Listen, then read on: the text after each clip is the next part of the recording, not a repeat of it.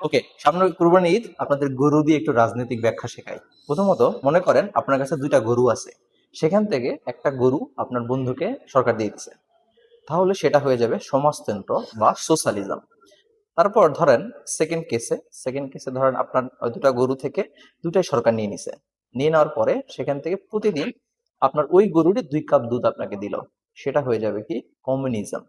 এবং ধরেন তারপরে সরকার আপনার 2 গরু নিয়ে নিল, 2 গরু নিয়ে নেওয়ার পরে সেই 2 গরুর দুধ বা সেখান থেকে সরকার থেকে আপনার দুধ কিনে নিতে হচ্ছে, তাহলে সেটা হয়ে যাবে ফ্যাসিজম।